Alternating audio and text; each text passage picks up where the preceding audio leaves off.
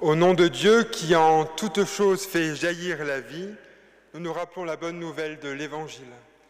Qui que vous soyez, d'où que vous veniez, quelle que soit votre histoire de vie, quelles que soient vos forces, vos blessures, vos faiblesses, quelles que soient vos convictions, quelle que soit votre sensibilité religieuse, quelle que soit votre humeur et votre état d'esprit ce matin, tel que vous êtes, comme vous êtes, la grâce et la paix vous sont données gratuitement de la part de Dieu notre Père, de Jésus-Christ notre Sauveur et notre Frère, et du Saint-Esprit, le souffle de vie.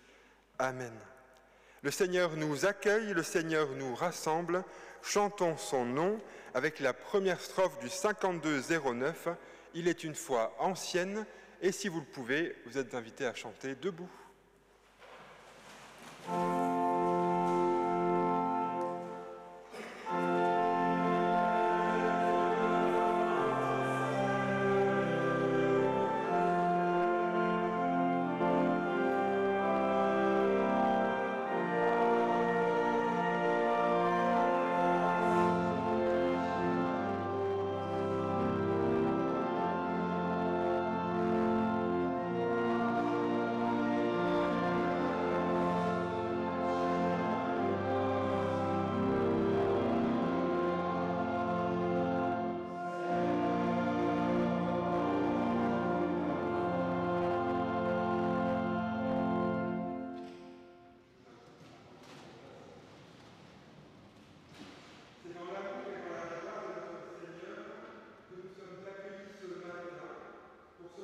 Qui rassemble la dynamique mulhousienne et la paroisse associée d'Ilzac.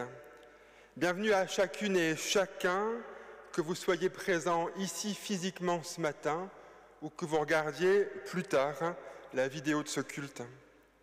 Par-delà les frontières géographiques, physiques, humaines, théologiques, vous êtes ici chez vous pour ce temps de prière, de chant et d'écoute d'une parole qui nous est adressée par Dieu dans l'aujourd'hui de nos vies.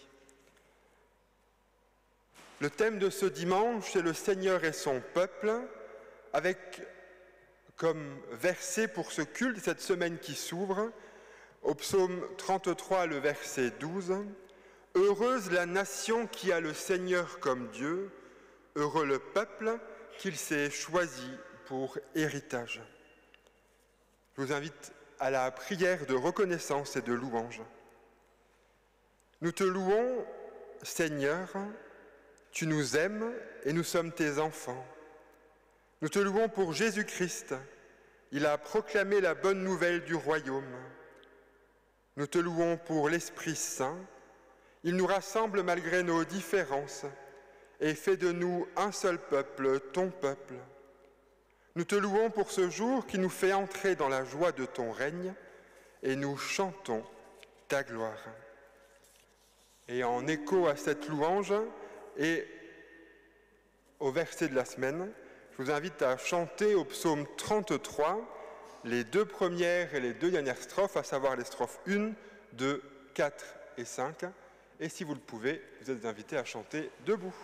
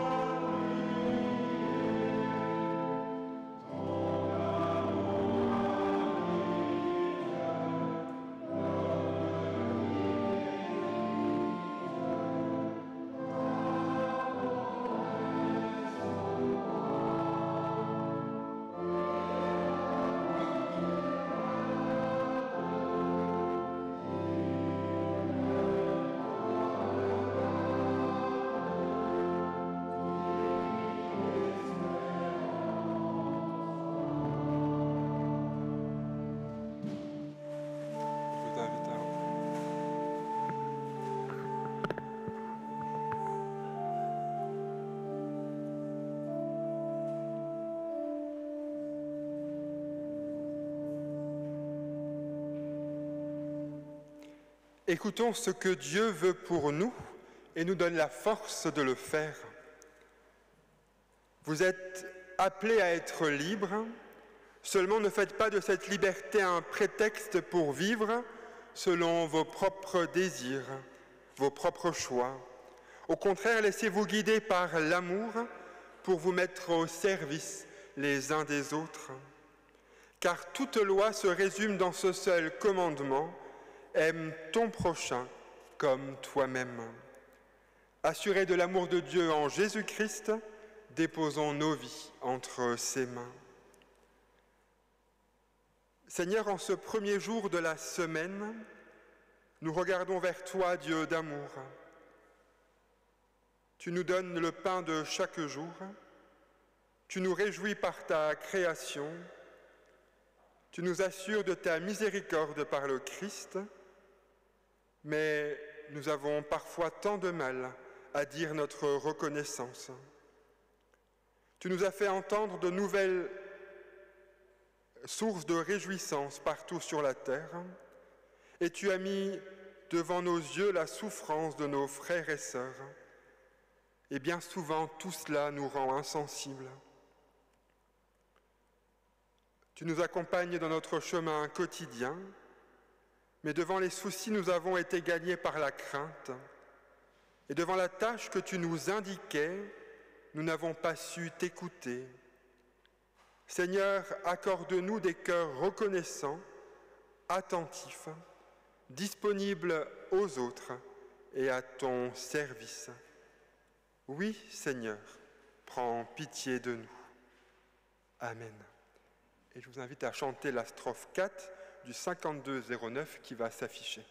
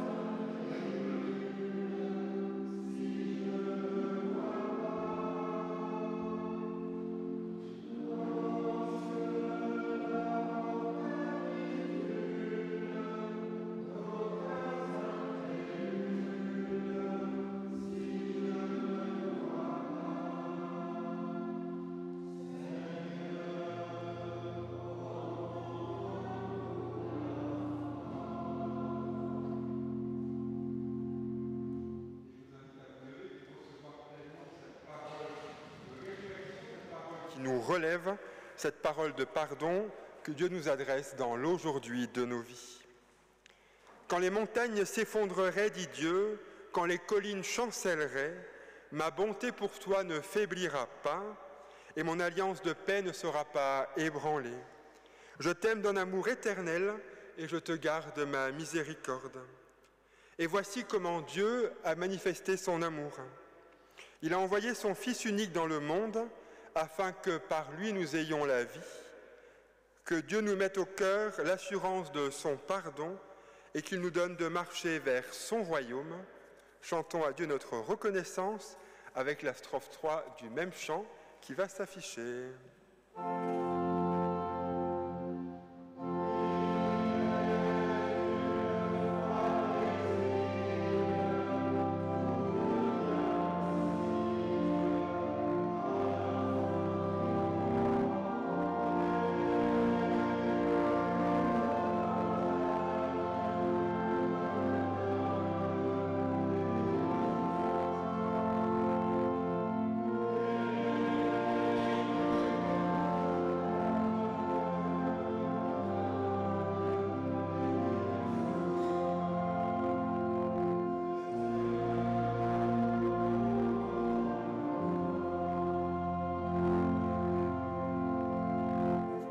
Je vous invite à rester debout pour vous associer à cette confession de foi qui s'affiche déjà et que je vous invite à prier ensemble.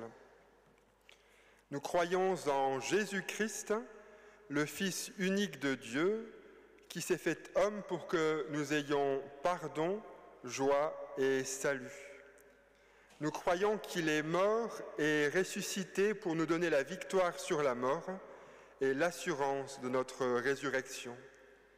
Nous croyons qu'il viendra dans la puissance et la gloire, comme il est venu dans la faiblesse et l'humilité.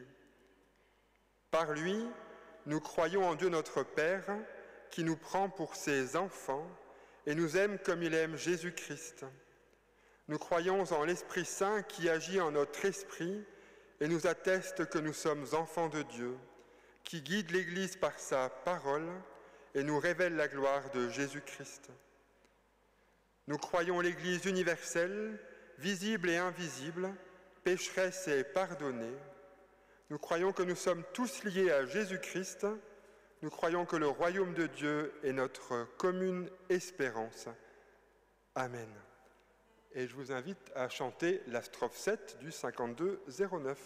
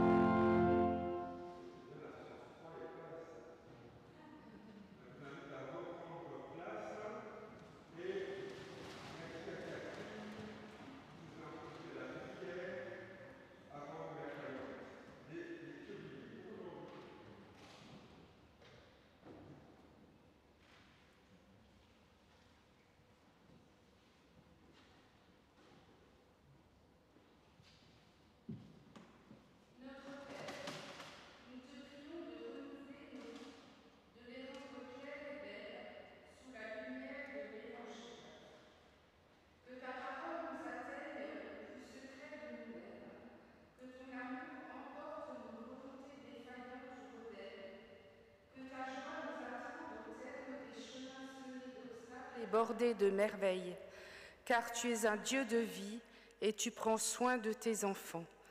Amen. Nous lirons tout d'abord dans l'Épître aux Romains, au chapitre 11, les versets 25 à 32.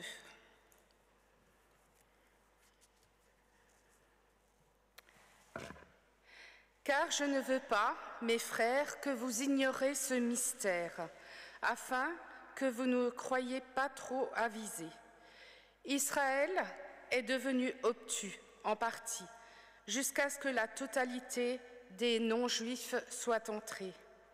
Et c'est ainsi que tout Israël sera sauvé, comme il est écrit. Le libérateur viendra de Sion, il détournera de Jacob les impiétés, et telle sera mon alliance avec eux, lorsque j'ôterai leurs péchés.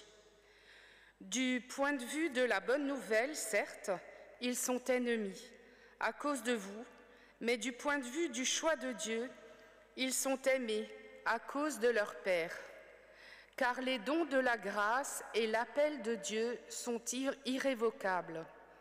En effet, tout comme vous, autrefois, vous avez refusé d'obéir à Dieu, et maintenant, pourtant, vous avez obtenu compassion du fait de leur refus d'obéir.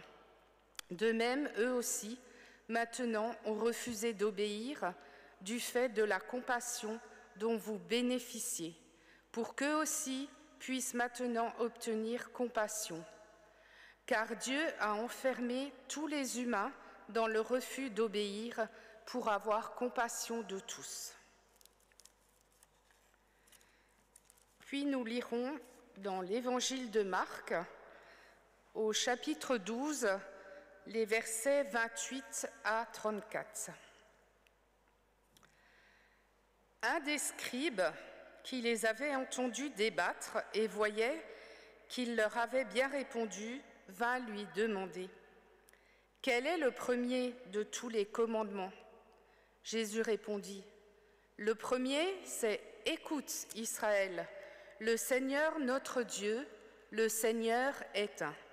Et tu aimeras le Seigneur ton Dieu de tout ton cœur, de toute ton âme, de toute ton intelligence et de toute ta force. » Le second, c'est « Tu aimeras ton prochain comme toi-même. Il n'y a pas d'autre commandement plus grand que cela. » Le scribe lui dit « C'est bien, maître, tu as dit avec vérité qu'il est un et qu'il n'y en a pas d'autre que lui, et que l'aimer de tout son cœur, de toute son intelligence et de toute sa force, et aimer son prochain comme soi-même. C'est plus que tous les holocaustes et les sacrifices. » Jésus, voyant qu'il avait répondu judicieusement, lui dit « Tu n'es pas loin du royaume de Dieu. » Et personne n'osait plus l'interroger.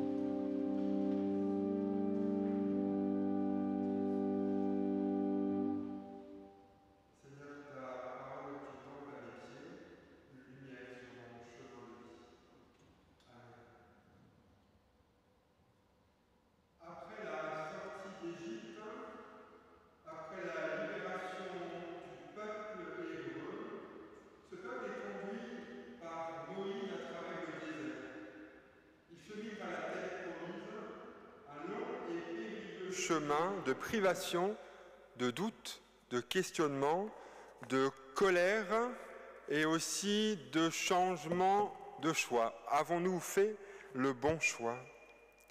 Le livre du Deutéronome, qui est à la fois un rappel de la loi et le testament de Moïse, est un livre qui vient fermer les 5 premiers livres de l'Ancien Testament, à savoir le Pentateuque, la Torah, ce socle du judaïsme. Ici, dans le Deutéronome, s'achève le long parcours qui va de la création du monde à la création d'un peuple. Le temps est à la préparation, le temps est au monde à venir, le temps est à l'entrée dans un nouveau pays, une terre à posséder, à conquérir. Une terre promise à venir et à espérer, qu'on espère depuis longtemps, et qui ouvre à d'autres perspectives de vie et d'horizon. Je vous invite donc à entendre au Deutéronome, au chapitre 4, les versets 5 à 20. « Voyez, je vous enseigne des lois et des règles, comme le Seigneur mon Dieu me l'a ordonné. Quand vous serez entrés dans le pays que vous allez posséder, obéissez à ces lois et à ces règles. Si vous les gardez et si vous leur obéissez, les autres peuples vous trouveront sages et intelligents. En effet, quand ils connaîtront toutes ces lois, ils diront « Quelle sagesse, quelle intelligence il y a dans ce grand peuple !» Chaque fois que nous appelons à l'aide le Seigneur notre Dieu, il est vraiment proche de nous. Y a-t-il un autre peuple, même parmi les plus grands, qui a des dieux aussi proches? L'enseignement que je vous présente aujourd'hui contient des lois et des règles très justes. Y a-t-il un autre peuple, même parmi les plus grands peuples, qui a des lois et des règles aussi justes? Moïse rajoute « Mais faites attention, surtout n'oubliez jamais ce que vous avez vu de vos yeux vus. Ne laissez pas cela sortir de votre mémoire un seul jour de votre vie, mais racontez-le à vos enfants et aux enfants de vos enfants. Souvenez-vous du jour où vous vous êtes tenus devant le Seigneur votre Dieu au mont Horeb.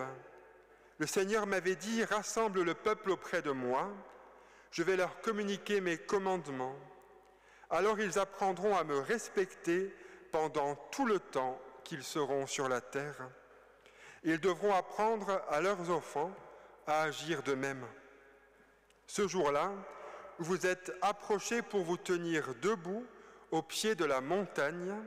Elle était en feu, des flammes montaient jusqu'au ciel, au milieu d'une fumée sombre et d'un nuage épais.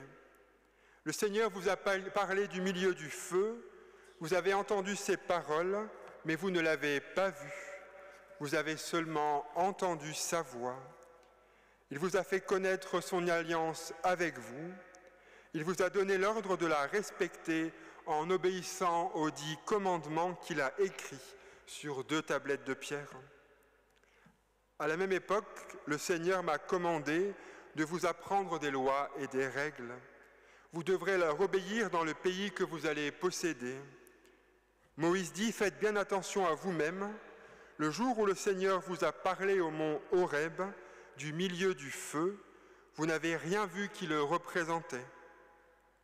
Ne commettez donc pas de péché en vous fabriquant des statues, des objets qui représentent des faux dieux sous forme d'hommes ou de femmes, d'animaux ou d'oiseaux, de bêtes qui rampent sur le sol ou de poissons. Quand vous regarderez le soleil, la lune, les étoiles, tous les astres qui sont dans le ciel, ne vous laissez pas entraîner à les adorer et à les servir. Le Seigneur votre Dieu a laissé cela aux autres peuples de la terre. Mais vous, le Seigneur vous a pris et il vous a fait sortir de l'Égypte, ce lieu de souffrance terrible. Ainsi, il a fait de vous le peuple qui lui appartient, comme vous l'êtes aujourd'hui. Oui, pour ce peuple, le chemin a été long jusqu'à cette terre promise, cet avenir à espérer qui ouvre à d'autres perspectives de vie et d'autres horizons. 40 années de pérégrination, de marche, de mise en route. Moïse se trouve face à une nouvelle génération qui, pour tous, n'ont pas vécu cette sortie d'Égypte. Certains n'ont pas vécu ce don de la loi, cette alliance de Dieu avec son peuple scellée par la loi. Il redit donc fermement, en répétant plusieurs fois, il paraît que la pédagogie c'est l'art de la répétition, « Souvenez-vous, écoutez, mettez en pratique. » Et dites-le à ceux qui vont suivre. Parmi toutes ces paroles de Moïse, il y en a une qui m'interpelle particulièrement aujourd'hui. au-delà de la demande de ne pas se faire d'image de Dieu, de ne pas se l'enfermer dans une représentation, j'y vois une dimension existentielle pour nos vies, celle de ne pas s'enfermer dans des idéalisations sclérosées et sclérosantes, celle de ne pas s'enfermer et de ne pas enfermer les autres dans des projections enfermantes. Idéalisation sur les projets d'avenir, alors qu'après 40 ans de marche à la destination toute tracée, comment ne pas se réjouir, spéculer et se projeter face à ce chemin où ça fait quand même 40 ans qu'on le travaille et qu'on se met en route. Comment ne pas idéaliser ce qui va venir? Idéalisation du futur. Idéalisation du passé aussi. Non, tout n'était pas mieux avant. Même si au cours de leur périple dans le désert, les Hébreux se sont parfois pris à fantasmer le passé, au moins on savait quoi faire, au moins nous avions à manger, tout n'était pas si mal, sauf qu'en fait la réalité était celle d'un peuple réduit en esclavage, en situation de privation de liberté. Idéalisation du futur, idéalisation du passé, et en ce dimanche autour de la thématique de Dieu et son peuple, évidemment, idéalisation de l'Église. Non, l'Église n'est pas le royaume des bisounours où tout le monde il est beau, tout le monde il est gentil. Combien d'exemples témoignent de comportements, d'attitudes, de paroles blessantes, voire humiliantes, justement en Église, avec parfois le petit « Stempel », mais en toute fraternité, en toute collégialité, en Église. Idéalisation du passé, du futur, de l'Église, et idéalisation justement de ce peuple de Dieu. Regardez l'histoire biblique, un vrai conglomérat de personnages bien humains, avec leurs limites, leurs défauts, bien loin de l'image de ces héros de la foi. Au contraire, parfois une belle bande d'anti-héros. On pourrait citer les disciples, qui sont parfois pas si braves que ça, notamment au moment de la crucifixion et de l'arrestation. On pourrait citer les patriarches de l'Ancien Testament qui nous donnent une vision de la famille et de la conjugalité bien loin de notre vision monogamique. On pourrait citer d'autres exemples où on se rend compte que ce n'est pas des gens hyper au-delà de nous, mais que bien souvent notre vision les idéalise. Justement, l'idéalisation est un mécanisme de défense, un mécanisme qui a pour but de déformer la réalité pour qu'elle cadre davantage avec ce qu'on veut en voir et ce qu'on est capable d'en voir. Et le but, en psychanalyse, en psychologie, justement, de l'idéalisation, c'est justement d'éviter de souffrir, d'éviter d'être trop remis en question. En idéalisant son emploi, son enfant, ses amis, son ou sa conjointe, l'idéaliste fuit le réel et évite souvent de subir une peine trop lourde. L'idéalisation procure à celui qui l'utilise un sentiment faux de paix et de bien-être. Elle aveugle l'idéaliste et le maintient dans une existence et dans des jugements irréalistes, comme un cachet anesthésiant, comme une manière juste de continuer sa route de la manière la plus viable à l'instant T possible. Elle peut adoucir le réel et embellir la vie sans pour autant constituer un danger, même si c'est un mécanisme de défense. Pour la psychologie, il y a deux types d'idéalisation, D'abord, celle qui est saine et celle qui est pathologique. Idéaliser, c'est évident. Quand on commence un projet, quand on ne peut que se projeter. Prenons l'exemple d'un couple. Au début, c'est évident qu'on idéalise l'autre, parce qu'on n'a pas encore assez vécu, on ne l'a pas encore assez côtoyé, et donc on a une vision idéalisée de la personne. Et après quelques mois, la réalité finit par s'imposer aux yeux des partenaires. Non, l'autre n'est pas parfait. Alors arrive le moment où chacun des conjoints prend la décision de sortir de l'idéalisation et de construire une relation vraie, de regarder l'autre tel qu'il est, véritablement, et de l'aimer avec ses défauts et aussi avec ses qualités. La relation qui jusque-là était idéale se modifie en un arrangement plus réaliste. Idéalisation saine et bénéfique, elle enjolive le réel, sauve de la banalité et donne envie de s'engager dans un projet. Le partenaire, le travail, les centres d'intérêt sont valorisés. L'idéalisation saine donne de la saveur à la vie. Mais parfois, l'idéalisation peut nous porter préjudice. Lorsque la réalité le rattrape, l'individu tombe de haut, et là c'est la chute assurée, c'est la dégringolade, et on se fait mal. L'idéalisation a été trop forte, des insatisfactions, des conflits et des doutes apparaissent. La réalité devient décevante. L'idéalisation n'est plus possible et l'idéaliste passe du tout ou rien. Les sentiments sont fragilisés et l'envie d'être avec l'autre, de s'engager, diminue. La désillusion vient détruire une relation qui, en fait, était tout à fait imaginaire. Alors viennent les questions qu'on connaît tous, mais comment j'ai fait pour ne pas le voir?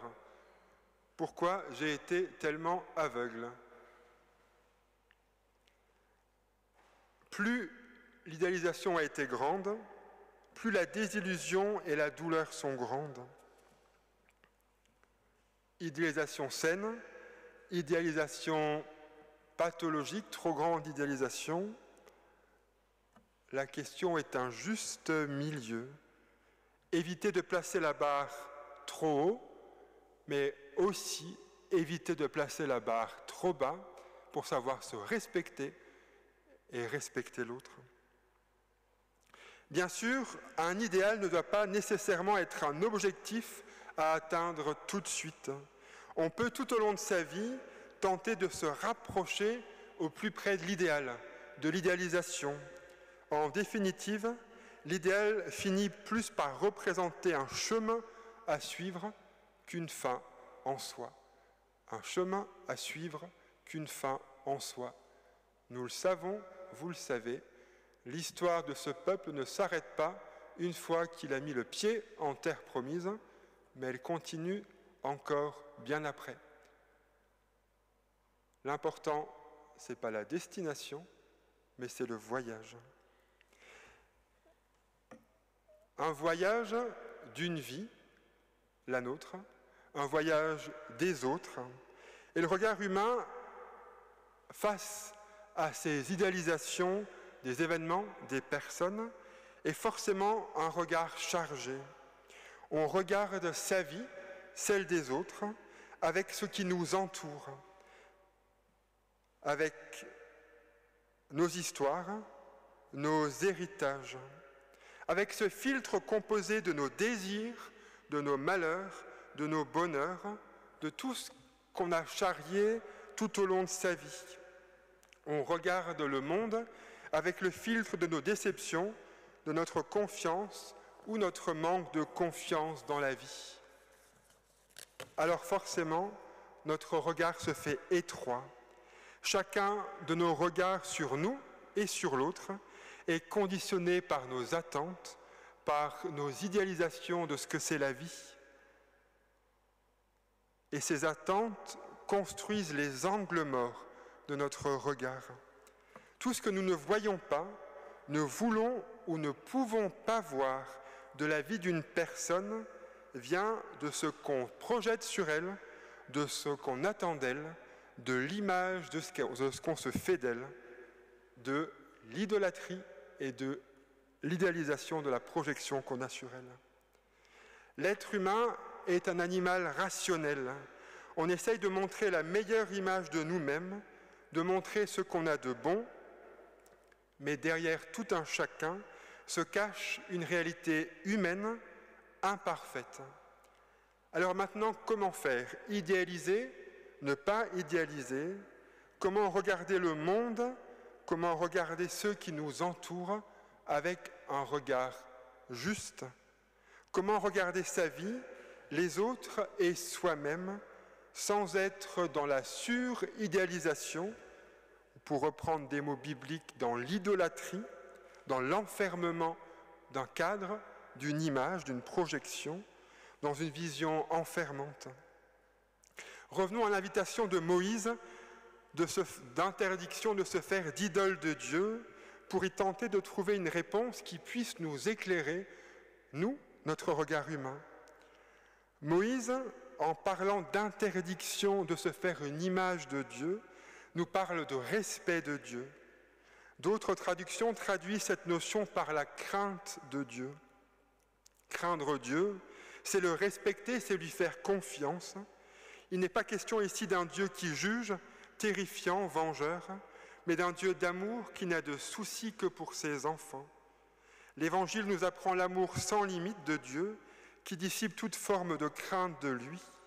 Dieu nous aime et nous pouvons l'aimer puisqu'il est la source de ce qui nous élève à la vie. Respecter Dieu, c'est ne pas l'enfermer dans des projections qui sont les nôtres, mais le laisser être ce qu'il est, un Dieu des jaillissements de la vie, en nous et autour de nous. Nous sommes donc invités à porter sur nous, sur les autres, sur le monde, sur Dieu, un regard d'amour qui n'enferme pas l'autre, mais qui lui fait confiance et qui lui laisse la liberté d'être pleinement qui il est. Confiance en Dieu qui marche sur nos routes depuis les commencements. Confiance qu'il y a du beau et du bon pour nous. Confiance que nous avons la liberté d'être davantage que ce que les autres pensent et supposent de nous. Confiance que Dieu nous laisse dans la liberté de poser un regard bienveillant sur nous et sur les autres, et confiance que Dieu justement pose sur nous ce regard d'amour. Et pour utiliser les mots d'un collègue aujourd'hui en congé, et cela est une bonne nouvelle. Amen.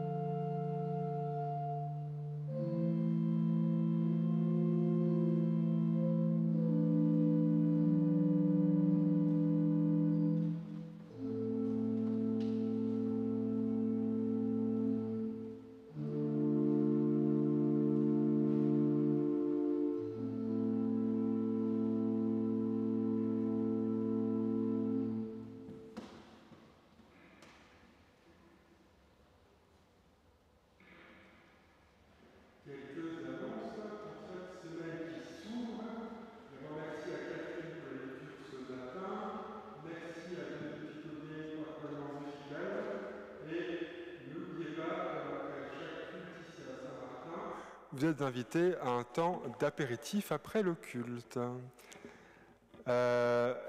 Rappel de la chorale éphémère de la dynamique et du consistoire pour ces deux cultes communs.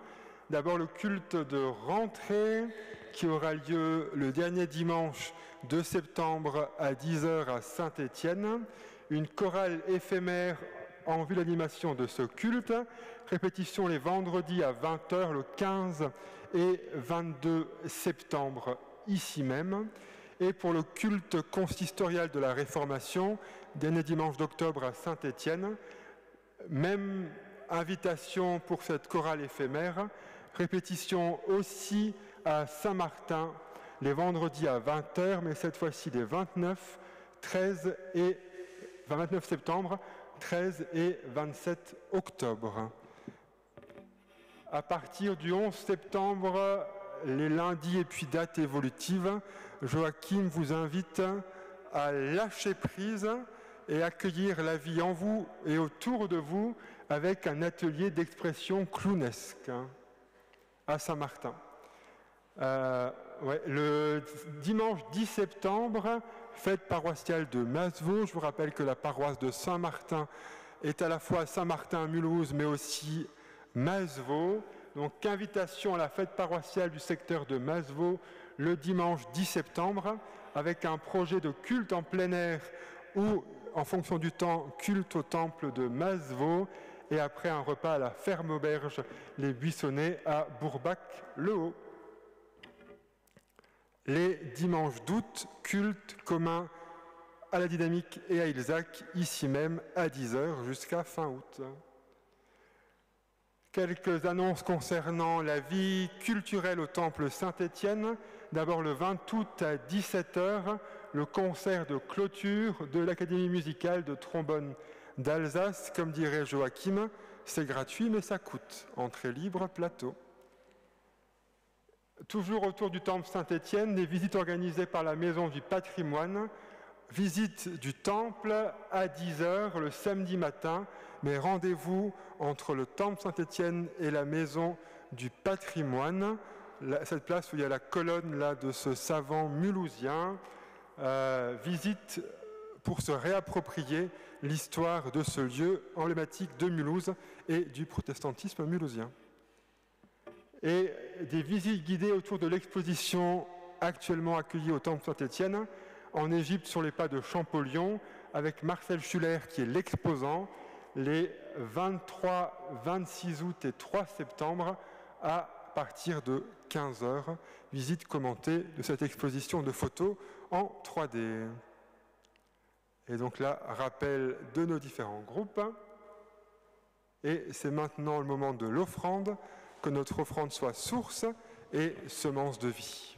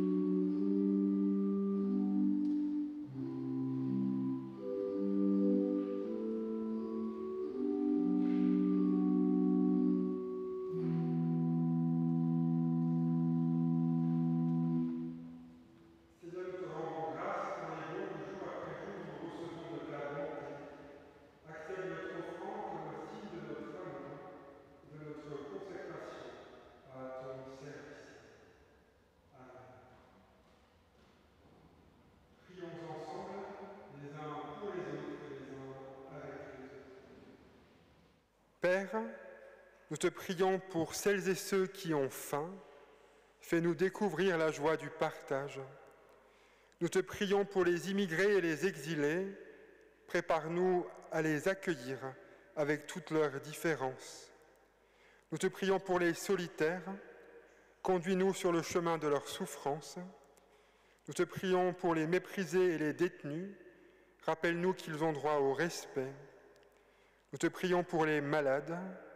Inspire-nous l'offrande d'une présence.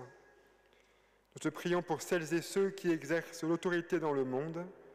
Donne à chacune et chacun de nous d'assumer ses responsabilités. Nous te prions pour ton Église. Apprends-lui à rester fidèle à ta parole et non pas à la lettre, mais à l'esprit de liberté qu'est le tien. Nous remettons toute notre vie entre tes mains, toi que nous pouvons prier comme un Père. Notre Père qui es aux cieux, que ton nom soit sanctifié, que ton règne vienne, que ta volonté soit faite sur la terre comme au ciel. Donne-nous aujourd'hui notre pain de ce jour. Pardonne-nous nos offenses, comme nous pardonnons aussi à ceux qui nous ont offensés. Et ne nous laisse pas entrer en tentation, mais délivre-nous du mal. Car c'est à toi qu'appartiennent le règne, la puissance et la gloire, au siècle des siècles. Amen. Et avant de reprendre nos chemins de vie, je vous invite à chanter au 36-30 « Tu nous appelles à t'aimer », les 4 strophes. Et si vous le pouvez, vous êtes invités à chanter debout.